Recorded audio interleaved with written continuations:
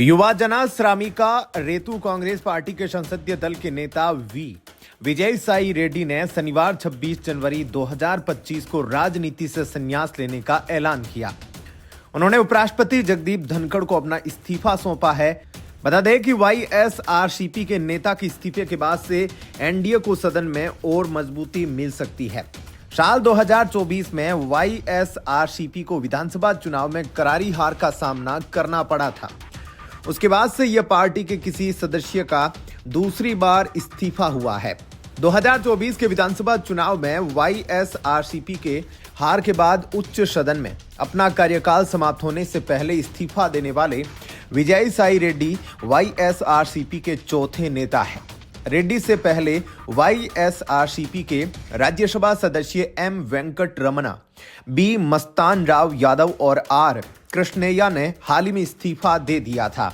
उच्च सदन में आंध्र प्रदेश का प्रतिनिधित्व करने वाले पैसे से चार्टर्ड अकाउंटेंट रेड्डी ने संवाददाताओं से कहा कि उनके दूसरे 6 साल के कार्यकाल में अभी भी 3.5 साल बाकी है, लेकिन वे व्यक्तिगत कारणों से इस्तीफा दे रहे हैं। इससे पहले एनडीए में 3 इस्तीफे होने के कारण एनडीए के सहयोगी टीडीपी को दिसंबर 2024 में राज्यसभा में 2 सीटों के साथ अपना खाता खोलने में मदद मिली थी।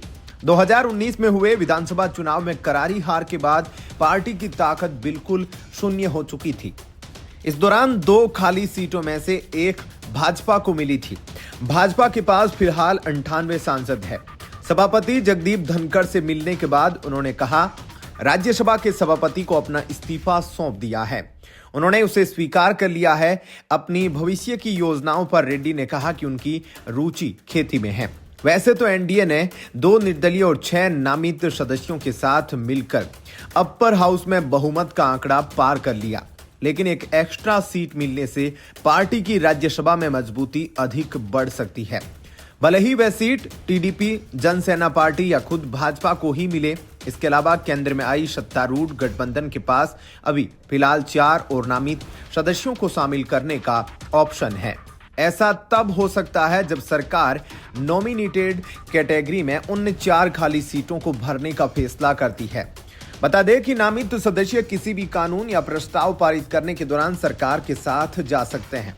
राज्यसभा में 12 नामित सदस्यों का प्रावधान है, क्योंकि वर्तमान में नामित 8 सदस्यों में से 2 गुलाम अली और सतनाम सिंह बंधु को राष्ट्रपति की ओर से नामित किए जाने के बाद भाजपा में शामिल हो गए थे, इसलिए उन्हें पार्टी के शीर्ष नेता में गिना जाता है। जून जुलाई में कुछ सीट खाली होने वाली है, जिसमें जून में असम से 2 राज्यसभा सदस्य रिटायर्ड होंगे। दोनों में से एक बीजेपी तो एक एजीपी में है।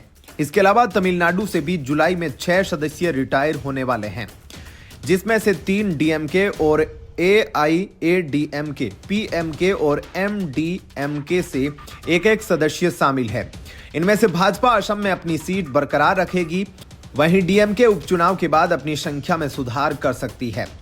एआईएडीएमके भी अपनी सीट को बरकरार रखने में सफल हो जाएगी। क्या कुछ कहना है आपका इस खबर पर? कमेंट सेक्शन में अपनी राय जरूर बताइएगा।